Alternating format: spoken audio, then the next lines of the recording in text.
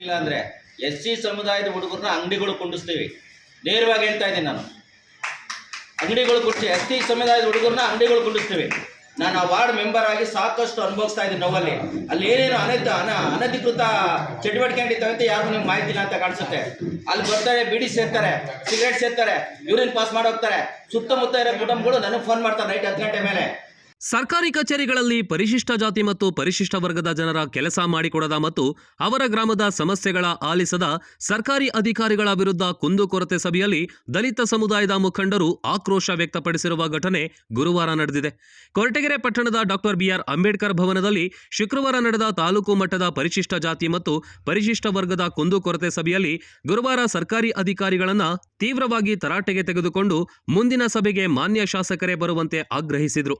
ಪಟ್ಟಣ ಪಂಚಾಯಿತಿಯ ಅಂಗಡಿ ಮಳಿಗೆಗಳಲ್ಲಿ ಪ್ರತಿನಿತ್ಯ ಅನೈತಿಕ ಚಟುವಟಿಕೆ ನಡೆಯುತ್ತಿದೆ.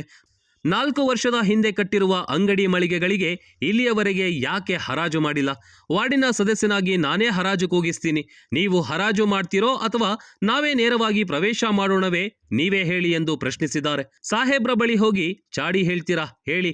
ಜನರ ಕೆಲಸ ಆಗದಿದ್ರೆ ನಾವು ಜನರ ಮುಂದೆ ಹೋಗೋದು ಹೇಗೆ ಅಂತ ಪಟ್ಟಣ ಪಂಚಾಯಿತಿ ಸದಸ್ಯ ಕೆಆರ್ ಓಬಳರಾಜು ಮತ್ತು ನಂದೀಶ್ ಪ್ರಶ್ನೆ ಮಾಡಿದ್ರು. ಗಣಿಗಾರಿಕೆ ನಡೆಯುತ್ತಿರುವ ಬಿಕ್ಕೆಗುಟ್ಟೆ ಸುತ್ತಮುತ್ತ ದಲಿತರೇ ವಾಸ ಮಾಡ್ತಿದ್ದಾರೆ. ಗ್ರಾಮ ಪಂಚಾಯಿತಿ ಸದಸ್ಯರು ಜನರ ಸಮಸ್ಯೆಯನ್ನ ಆಲಿಸ್ತಿಲ್ಲ. ಸರ್ಕಾರಿ ಅಧಿಕಾರಿಗಳಿಗೆ ನಮ್ಮ ನೋವು ತಿಳಿದುಕೊಳ್ಳುವ ತಾಳ್ಮೆಯೇ ಇಲ್ಲ. ಕ್ರಷರ್ನ ಧೂಳು ಮತ್ತು ಗಣಿಗಾರಿಕೆ ಶಬ್ದದಿಂದ ಬದುಕು ನಡೆಸೋದೇ ಕಷ್ಟ ಸಾಧ್ಯ ಎಂದು ಸಾಮಾಜಿಕ ಹೋರಾಟಗಾರ ಜೆಟ್ಟಿ ಅಗ್ರಹಾರ ನಾಗರಾಜ್ ತಮ್ಮ ಅಳಲನ್ನ ತೋಡಿಕೊಂಡ್ರು. ಎಸ್ಸಿ ಎಸ್ಟಿ ವಾಸಿಸುವ ಪ್ರತಿ ಹಳ್ಳಿಯಲ್ಲೂ ದಿನದ 24 ಗಂಟೆಯೂ ಮದ್ಯ ಮಾರಾಟ ಮಾಡ್ತಾರೆ. ಅಬಕಾರಿ ಇಲಾಖೆ ಬಡವರ ಚಿಲ್ಲರೆ ಅಂಗಡಿ ಮಾಲೀಕರ ಮೇಲೆ ಪ್ರಕರಣ ದಾಖಲು ಮಾಡ್ತಾರೆ. ಇಲ್ಲಿಯವರೆಗೆ ವೈನ್ಸ್ ಮಾಲೀಕ ಅಥವಾ ವ್ಯವಸ್ಥಾಪಕನ ವಿರುದ್ಧ ಪ್ರಕರಣ ದಾಖಲಾಗಿಲ್ಲ. ಅಬಕಾರಿ ಇಲಾಖೆ ವೈನ್ಸ್ ಮಾಲೀಕರ ಪರವಾಗಿ ಕೆಲಸ ಮಾಡ್ತಿದ್ದಾರೆ ಎಂದು ದಲಿತ ಮುಖಂಡ ದಾಡಿ ವೆಂಕಟೇಶ್ ಆರೋಪಿಸಿದ್ರು. ಬಡವರ ಕೆಲಸಗಳ ಬಗ್ಗೆ ಅಧಿಕಾರಿಗಳಿಗೆ ಕಾಳಜಿಯೇ ಇಲ್ಲ ಬಿಡಿ. ಸರ್ಕಾರಿ ಕಚೇರಿಯಲ್ಲಿ ಕಾಲಹರಣ ಮಾಡುವ ಬದಲಾಗಿ ಗ್ರಾಮೀಣ ಭಾಗದ ದಲಿತರ ಊರುಗಳಿಗೆ ಭೇಟಿ ನೀಡಿ ಅವರ ಸಂಕಷ್ಟ ಅರ್ಥ ಮಾಡಿಕೊಳ್ಳಬೇಕು.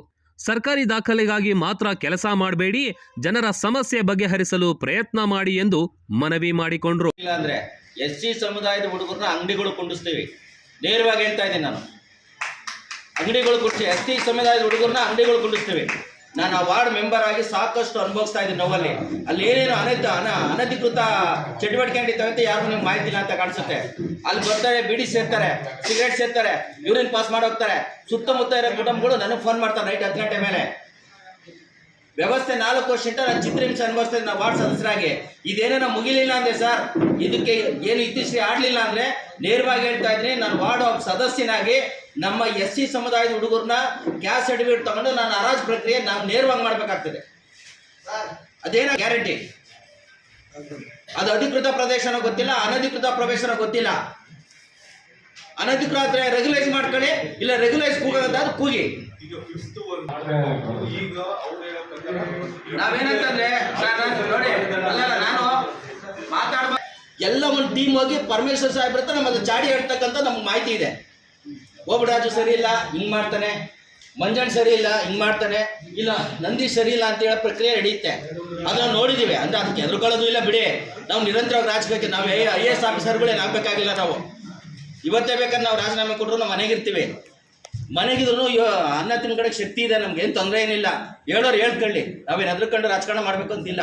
ನಾವು ಬಂದಿರೋದು ಜನಪ್ರತಿನಿಧಿಯಾಗಿ ಜನಗಳ ಸೇವೆ ಮಾಡೋಕ್ಕೆ, ಅವ್ರ ಕಷ್ಟ ಸುಖ ನೋಡೋದಕ್ಕೆ ಬಂದಿರೋದು.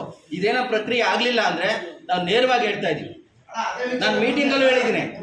ನಾವು ಸಾಕಷ್ಟು 4 ವರ್ಷ ವೇಟ್ ಮಾಡಿದ್ದೀವಿ ಸರ್.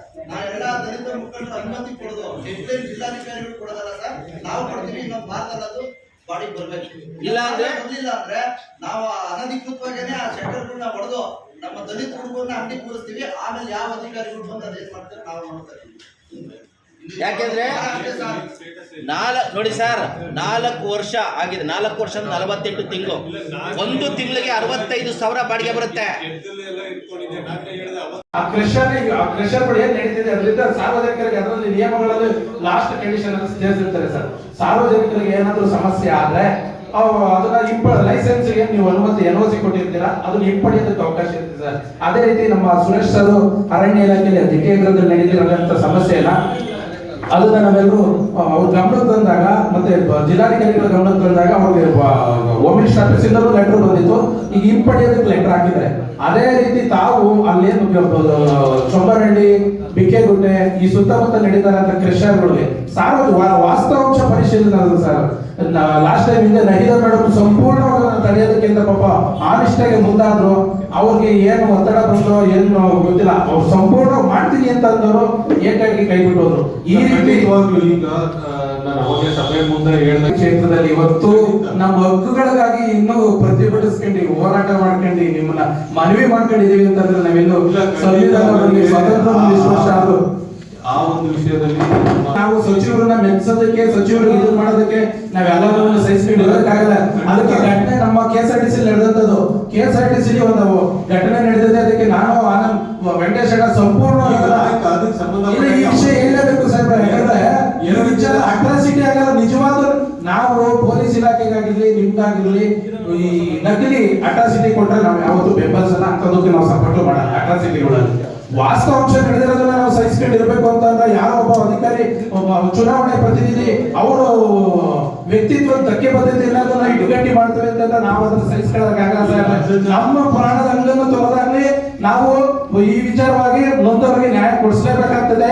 ನಮ್ಮ ಸಪೋರ್ಟ್ ಮಾಡ್ತಾ ಇದೀವಿ ಎಲ್ಲ ಅಧಿಕಾರಿಗಳಿಗೆ, ಇಒ ಮೇಡಮ್ ನಲ್ಲಿ ನಿಮ್ಗಾಗಿ ಪ್ರಾಮಾಣಿಕವಾಗಿ ಒಂದಷ್ಟು ಜನರ ಪರ ಕೆಲಸ ಮಾಡ್ತಿದ್ವಿ. ನಾವು ಸಪೋರ್ಟ್ ಮಾಡೇ ಮಾಡ್ತೀವಿ, ಮುಂದೆನೂ ಕೂಡ ಮಾಡ್ತೀವಿ. ಇವನ್ನ ಸಹಿಸ್ಕೊಳ್ಳಕ್ಕೆ ಎಷ್ಟಾಗ್ತದೆ ಹೇಳಿ? ನಮ್ಮಿಂದ ಯಾರೋ ಒಬ್ರಿಗೋಸ್ಕರ ನಾವು ಸಹಿಸ್ಕೊಳ್ಳಕ್ಕೆ ಎಷ್ಟಾಗ್ತದೆ? ಇಲ್ಲಿ ಮೀಸಲಾತಿ ಕ್ಷೇತ್ರ ಅವರು ಜವಾಬ್ದಾರಿ ಇರೋ ಸ್ಥಾನದವ್ರು ಇರೋರು ನಮ್ಗೆ ವಿಶೇಷ ಅನುದಾನ ತಂದು ವಿಶೇಷವಾಗಿ ಯಾವ ರೀತಿ ರೈತರುಗಳು ಅವರು ಎಲ್ಲರೂ ಪ್ರೆಸಿಡೆಂಟ್ ಓನರ್ಗಳು ಇವತ್ತು ಎಲ್ಲಾ ತಲೆಮೇಲೆ ರೆಡ್ಡಿ ಕಾಲಿತ್ತು ನಡೀತಾವ್ರ ಅವರು. ಅವರೆಲ್ಲ ಯೋಗ್ಯತೆಗಳು ಗೊತ್ತೈತೆ ನಮ್ಗೆ.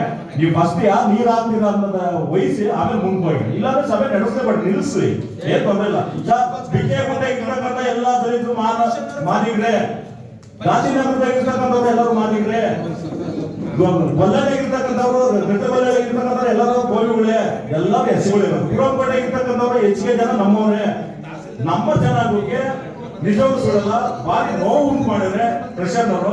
ಅದು ಕೊಟ್ಟಿರ್ತಕ್ಕಂಥ ಸರ್ಕಾರ ಮತ್ತೆ ಅಧಿಕಾರಿಗಳು ಅವ್ರದ್ದು ಒಳ್ಳೇದು ಆಗೋದಿಲ್ಲ. ಅವರೆಲ್ಲರೂ ದಯವಿಟ್ಟು ಫಸ್ಟ್ ಇದನ್ನ ನೀರ್ ಹಾಕ್ತಾರೆ ಯಾರು ಅದು ಹೇಳಿ ಆಮೇಲೆ ಮುಂದೆ ಹೋಗಿ ಅಂತ ಸಭೆ ನಡೆಸಲೇಬೇಕು. ಏನ್ ತೊಂದರೆ ಪಾತ್ರಹಳ್ಳಿ ಪಂಚಾಯತಿಗೂ ಹೇಳಿದ್ದೀನಿ, ರಿಕ್ವಿಜೇಷನ್ ಕೊಡ್ಸಿದ್ದೀನಿ. ಬೆಸ್ಕಾಂ ಇಲಾಖೆ ತೀತದವ್ರಿಗೂ ಕೂಡ ಸೆಕ್ಷನ್ ಆಫೀಸರ್ಗೂ ಹೇಳಿದ್ದೀನಿ. ದಯಮಾಡಿ ಅದ್ರ ಬಗ್ಗೆ ಒಂದು ಕ್ರಮ ತಗೋಬೇಕು. ಇಂಥವರೆಗೂ ಕೂಡ ಅಲ್ಲಿಗೆ ನಿರಂತರ ಜ್ಯೋತಿ ಅನ್ನೋದು ಮರೀಚಿಕೆ ಆಗಿದೆ. ಮೋಟರ್ ಲೈನಲ್ಲಿ ಓಡ್ತಿದ್ದಾರೆ. ಅದು ಮೋಟರ್ ಲೈನ್ ಯಾವಾಗ ಕೊಡ್ತಾರೆ ಕರೆಂಟ್ ಅವಾಗ ಬರ್ತದೆ, ಹೋದಾಗ ಹೋಗ್ತದೆ, ಹಂಗಾಗಿದೆ. ದಯಮಾಡಿ ಅಲ್ಲಿರುವಂತದ್ದಕ್ಕೆ ಅಬಕಾರಿ ಇಲಾಖೆಯ ಒಂದು ಏನು ನಿರ್ಲಕ್ಷ್ಯ ಅಂತ ಹೇಳಿರ್ತಾರೆ. ಈ ಒಂದು ವಿಷಯದ ಕುರಿತಾಗಿ ಏನು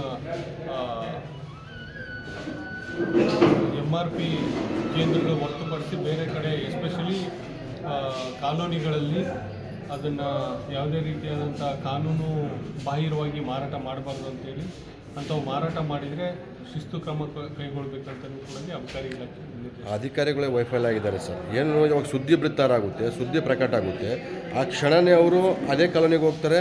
ಯಾರು ಅಂಗಡಿಯಲ್ಲಿ ಚಿಲ್ಲರೆ ಅಂಗಡಿಯಲ್ಲಿ ಇಟ್ಕೊಂಡಿರ್ತಾರೆ ಅವ್ರ ಮೇಲೆ ಕೇಸ್ ಹಾಕ್ತಾರೆ. ಚಿಲ್ಲರೆ ಅಂಗಡಿ ಯಾರು ತಂದ್ಕೊಡ್ತಾರೆ ಸರ್? ಚಿಲ್ಲರೆ ಅಂಗಡಿ ತಂದ್ಕೊಡೋಂಥವ್ರು ಅವರಲ್ವ? ಸವಿಸ್ತಾರವಾಗಿ ಏನು ವಿಸ್ತೃತವಾಗಿ ಚರ್ಚೆ ಆಗಿತ್ತು.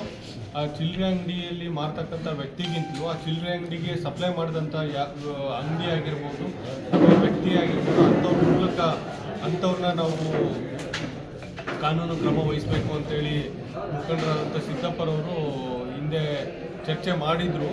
ಅದ್ರ ಬಗ್ಗೆನೂ ಕೂಡ ಈಗಾಗಲೇ ನಾವು ವಿತರಣೆ ಮಾಡಿದಂಥವ್ರ ಮೇಲೂ ಕೂಡ FIR ಮಾಡಿದ್ದೀವಿ ಅಂತೇಳಿ ಅಬಕಾರಿ ಇಲಾಖೆ ಅನುಪಾಲನಾ ವರದಿ ಕೊಟ್ಟಿದೆ. ಒಂದು ವೇಳೆ ಅದಿನ್ನೂ ಕಾರ್ಯಗತ ಆಗಿಲ್ಲದೆ ಇದ್ದಲ್ಲಿ ಖಂಡಿತವಾಗ್ಲೂ ಕೂಡ ಅದನ್ನು ಕಾರ್ಯಗತ ಮಾಡೋದಕ್ಕೆ ಪ್ರಯತ್ನ ಮಾಡ್ತೀವಿ.